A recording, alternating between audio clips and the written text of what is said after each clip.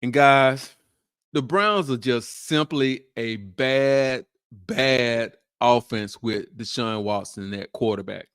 In addition to that, Deshaun Watson is out here making history. Welcome to Pigskin Passion TV. And it's your boy, the Black Mamba. It's season 2, episode number 77. And guys, we back for another week of fantasy football. And guys, this is the best start in Black Mamba fantasy football history. 6-0, guys. I never got off to this good of a start. And I feel like a coach an offensive coordinator who's just out here doing all these play calls and you just got your defense on the heels every play. No matter what happens, you're going out and you're calling the right play for whatever defense they have set up for you. And guys, I feel like that's me. I'm one step ahead of everybody right now. And I wish you guys could just hear some of the conversations, the hate that's going on with these guys calling me week after week, telling me how bad my team is. But yet, they go to Black Mamba Diner and they take a hot L every week. So this week, I went out and I picked up Romeo Dubs here. And I picked him up as insurance because I didn't know if Michael Pittman was going to be playing. He was initially downgraded to being out. And once he got upgraded to being active again, I decided I would just roll the dice and keep Romeo in the lineup because I really do like Green Bay's offense. And if you remember a couple of weeks ago, I really wanted this guy here, Wicks. And Dubs had been suspended because he's been crying about getting the ball. So I felt like at the very least they were going to make an asserted effort to get him the ball. And they did. They got it to him in the end zone. He got in the end zone 2 times this week. So that was a great pickup. I didn't spend but $1 just to go out and get this guy. Where I was trying to get Wicks, I was spending about $16 to get him. So it worked out. The ROI on this one really turned out good, guys. And with that said, let's jump into this week's waiver wire pickups. And this week, I may go out and try to do one or two transactions, but I don't have a whole lot with the exception of the defense, which we'll talk about that at the end. And at quarterback, if you have a player that's on bye this week or you need a pep in your quarterback play, Drake may be the guy for you.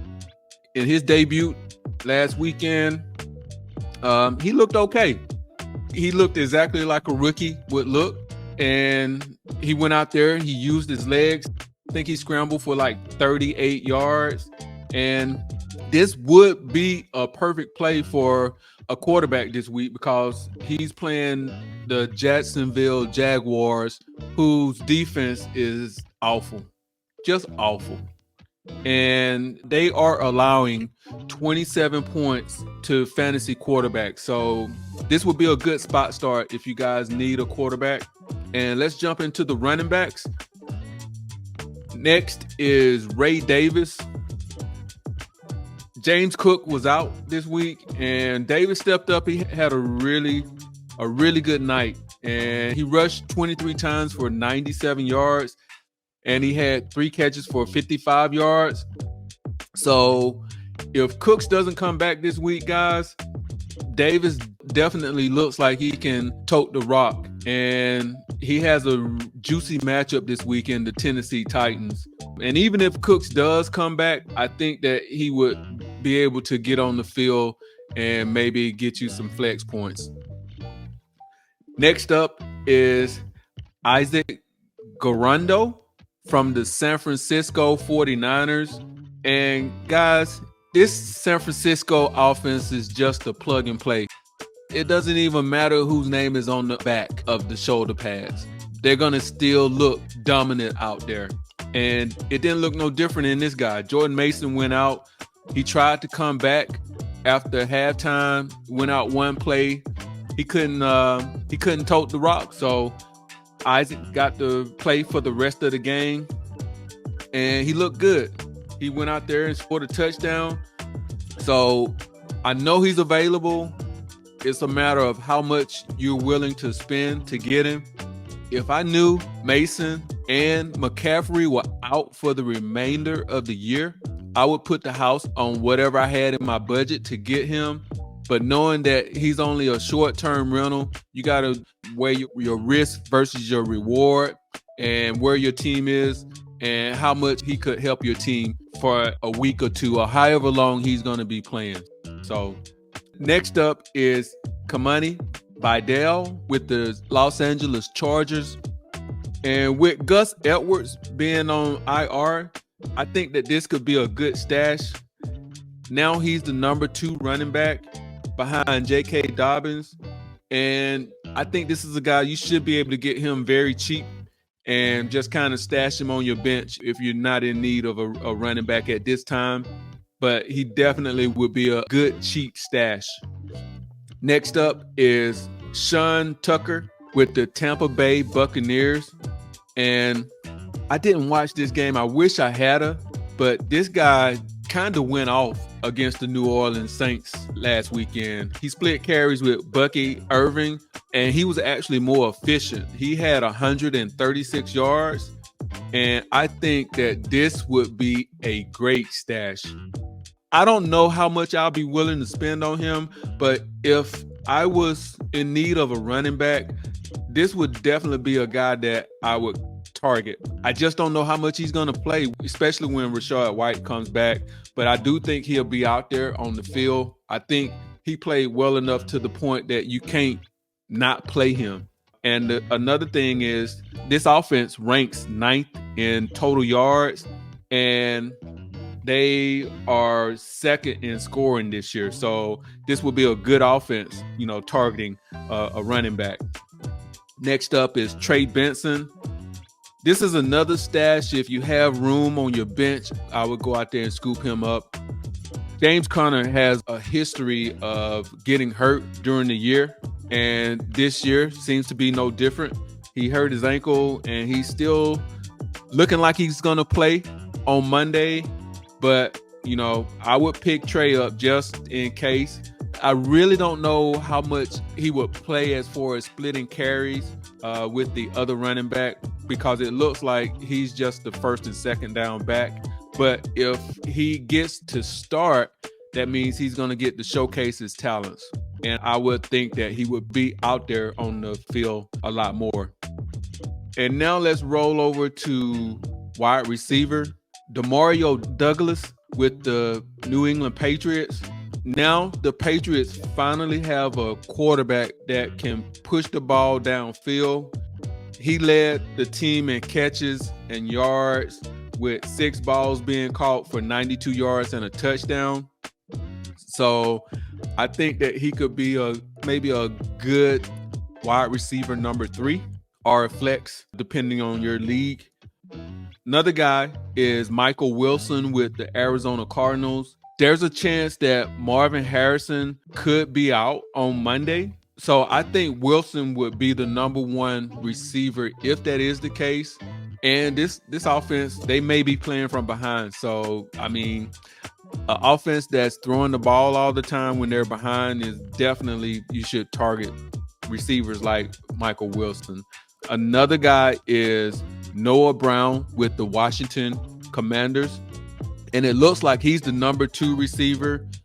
He had 4 catches and 58 yards against the Baltimore Ravens.